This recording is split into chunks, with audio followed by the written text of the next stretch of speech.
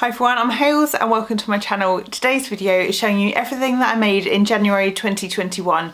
I did spend quite a lot of time, about 2 weeks, trying to make trousers, so that did take up quite a lot of my sewing time and sewing space in my brain, but I did make a few other bits and pieces in between that, so everything will come up here as an insert. You'll see it in action shots of how everything looks. I've also made notes in my paper chase hardback notebook, which I'm hoping to keep up all year, to note down pattern sizes that I make and any alterations, so if anyone has any questions further down the line, then I can refer back and then let you know.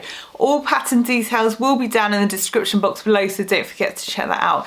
And so enough of my waffle, let's get going with make number one.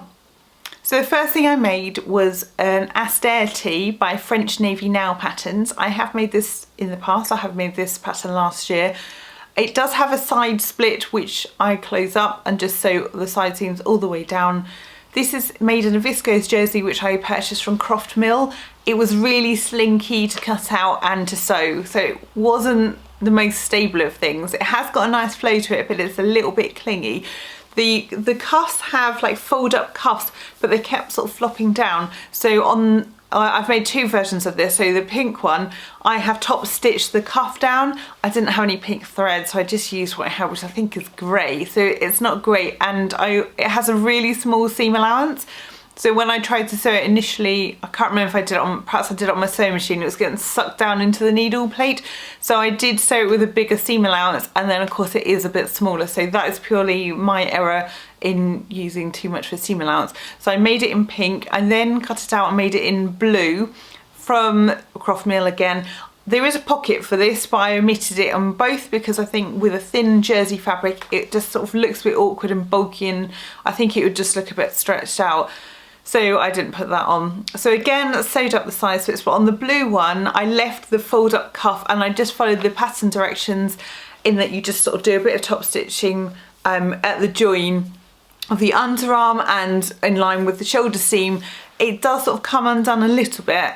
It's a good layering piece, but unfortunately that fabric has bobbled really, and pilled is probably the technical term, pilled quite badly on the inside.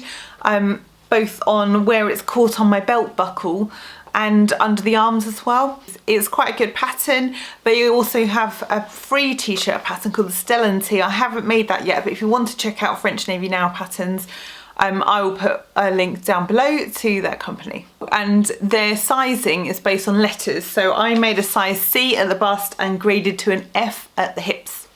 You'd have to look at their pattern details for it to make sense. Next up is a pattern that I purchased a few years ago and I'd forgotten all about, which is the Lark Tee by Grainline Studio. It came out quite long, so I did shorten this one. I'm just going to refer to my notes here.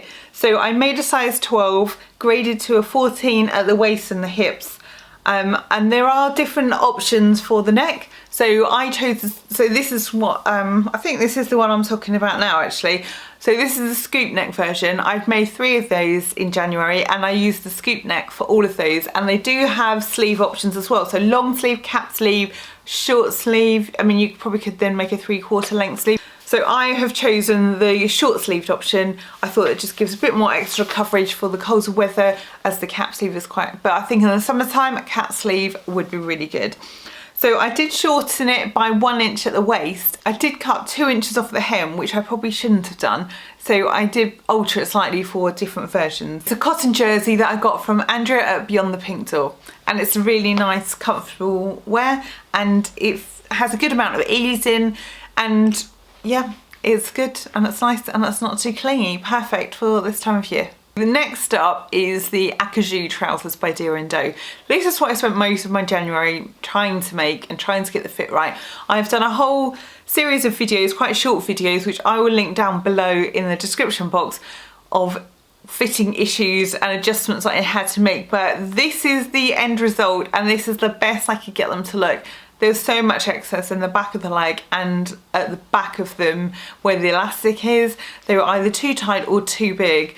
And I bought the paper version, and just to let you know that I bought the paper version of this pattern, which is not size inclusive, and I found out a lot of the paper patterns aren't, which is a little bit annoying. I think their PDF pattern range goes up slightly higher, which I didn't realise at the time, otherwise I would have opted for PDF for some of their patterns. I made the size 46, which is their largest one. Yeah, I mean, I have got a list of the alterations that I did, but it's quite extensive, and this is the best result, so I wouldn't necessarily copy what I've got. So I do class that as a fail, sort of, but everything that I do is a learning curve, and it makes me aware of where I do need to make adjustments and look out for, and how seam lines pull, if they're straight or if they lean to the back and that kind of thing. So it's a good learning exercise, but it did take up quite a bit of headspace in January. After my saga, shall we say, of making the trousers, I wanted a palette cleanser, and so I made the Lunar Tank by Love Notions Patterns. I bought it when they had a sale on. I think it was like 30% off. I've never made Love Notions patterns before, but I had this one actually printed out. I sent it to Fabuloso for printing, and it came the next day, which is really quick, and it was quite cheap on the postage as well. It's basically a loungewear set for nightwear, but my thinking is with the tank top that would make a good layering piece, especially for under blouses.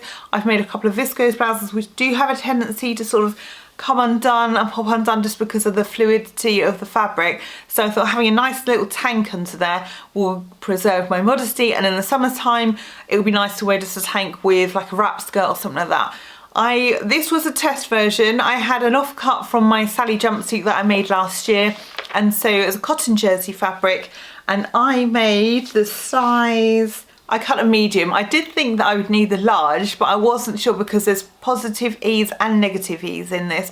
I think it's negative ease at the bust and then positive ease at the waist and the hips. It's a little bit too tight. I think it's fine at the bust, but it is rising up at the bottom because I think it's just not big enough to go over my hips. So I will recut that and go up to a large, and you only need like half a metre of fabric, and you could easily make it with contrasting straps. So I think this is a great scrap buster, and looking through my fabric drawers I did find that I had quite a lot of half-metre cuts, so I'm hoping that I can get the fit right on that, and then I'll get lots of use both in wintertime layering up and then summertime just wearing it with a skirt or shorts. I've put a note here that I possibly need to lengthen or hem it less than 1 inch because it has quite a chunky hem, but I think grading up to the large, that will probably help. Next up is another Lark Tee by Greyline Studio. It was made in a cotton jersey with pink blossom, and that was from Beyond the Pink Door.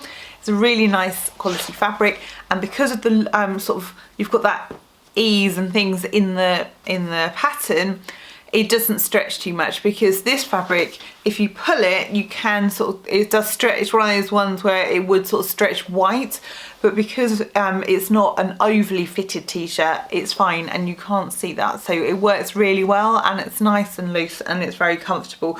This time around I took 2 inches off the waist and then just left it as the normal hem. So I think that that is what I probably need to do. So I left the hem as normal, so it's slightly longer than the one I'm wearing now, and I think that is the right length for me. Next up is a favourite, and quite a favourite on Instagram with people as well, which is the blouse by the Avid Seamstress. This is a loose fitting blouse, so there are no darts or anything in the blouse. I made it in a pattern viscose from Sewsewsewuk.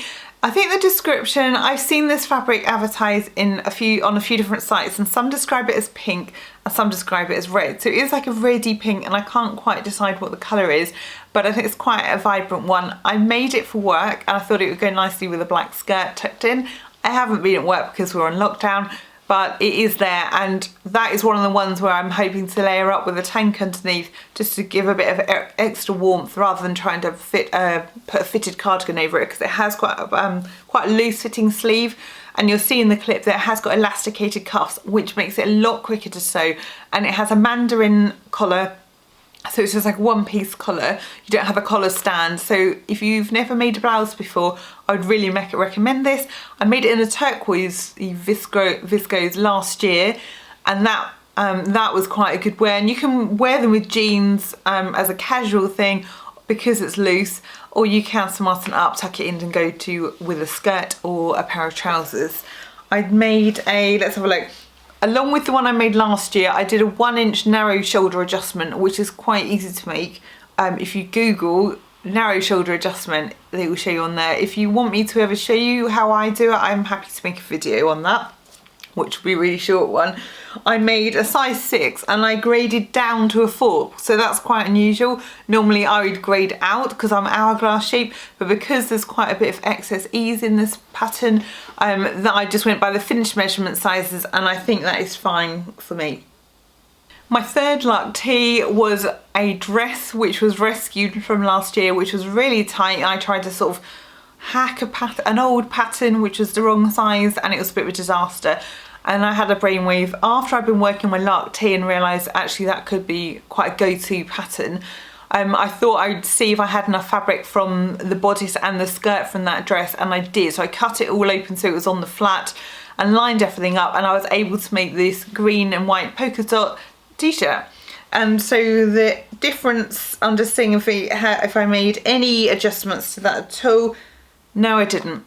I didn't make any adjustments to that which was any different from the pink blossom t-shirt, so that is quite a go-to pattern. I do feel there are a few drag lines and I'm wondering whether I need to do a full bust adjustment, but I don't want to start doing that on knit, so I think that's me being extra picky, and I think I'll just keep that as quite a wardrobe basic. Last make, which is make number 9, I didn't think I'd made that much, but I have, and that is the Uvita top by Itch to Stitch Patterns. It's my first time making Itch to Stitch patterns. I saw it pop up on Frugalissima's channel where she highlights free patterns, and I realised, oh yes, I have seen this before. It is a free download. So it has the neckline.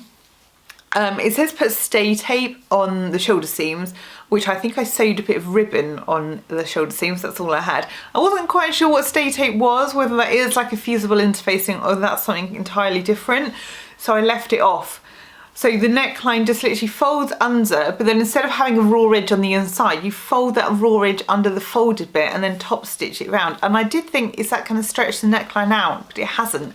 It was quite a woolly sort of jersey. I'm not sure what kind of fabric it is. I bought it locally a couple of years ago, and so I don't have any, like when you buy online you can then track from your emails and things and your receipt what kind of fibre content is in, but I have no idea. So it's some kind of jersey fabric. It's quite very long on the sleeves, so I cut an inch off, and I've still inched them by I've still hemmed them by about 1.5 inches. I think I may cut it down to be 3/4 length, just because I quite like that length. I'm a sleeve roller upper. I don't know if you are as well. The sizing, there's quite a leap. So I made size 10 at the bust, and then I graded to a 16 for the waist and the hips. I could possibly take that in a bit more because it is quite loose, but it's quite an easy way. You can almost wear that as a jumper actually. So that is my 9 makes for January. I've made one thing in February already, and I'm not really sure what else I'm going to be making. I have got things, I have got fabric, and I have got patterns. I just need to get organised. I thought that spring was on its way, and it's really bright in here today because it's snowing. And that's just come out of nowhere. Apparently it's Beast from the East Mark II. So the storm has come over, so it has meant that I'm not necessarily in the mood for making really thin summery dresses at the minute. So let me know what is on your sewing list and your sewing table for February, and hopefully we can then all join in and get some inspiration from each other. Thank you for watching, and I'll see you again soon.